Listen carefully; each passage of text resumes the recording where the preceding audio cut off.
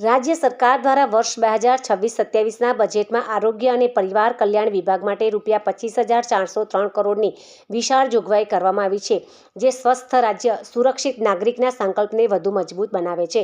નાગરિકોને આરોગ્ય સુરક્ષા પ્રાપ્ત થાય તે માટે પ્રધાનમંત્રી જન આરોગ્ય યોજના અંતર્ગત ₹3,472 કરોડની જોગવાઈ કરવામાં આવી છે. આ મહત્વપૂર્ણ પહેલનો સીધો લાભ પાટણ જિલ્લાના નાગરિકોને પણ મળી રહ્યો છે.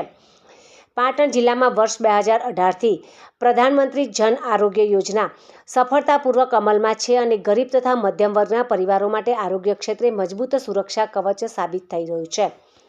જિલ્લા પંચાયત પાટણની આરોગ્ય શાખા દ્વારા અસરકારક અમલીકરણના પરિણામે તારીખ 31/12/2025ની પરિસ્થિતિને જિલ્લામાં પ્રધાનમંત્રી જન કલ્યાણ યોજનાના લાભાર્થીઓ દ્વારા 30,972 ક્લેમ કરવામાં આવ્યા છે, જે અંતર્ગત ₹63,16,85,198ની કેશલેસ સારવાર લાભાર્થીઓને ઉપલબ્ધ કરવામાં આવી છે.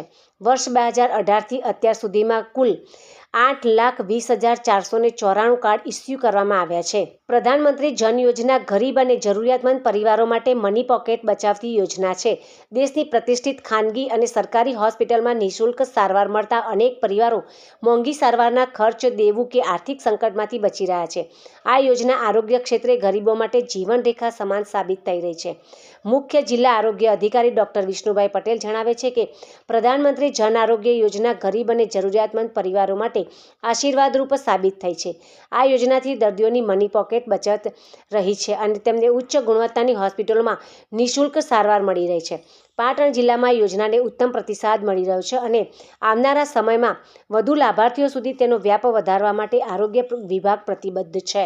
ડૉક્ટર વિષ્ણુ પટેલ, મુખ્ય જિલ્લા આરોગ્ય અધિકારી, જિલ્લા પંચાયત પાટણ.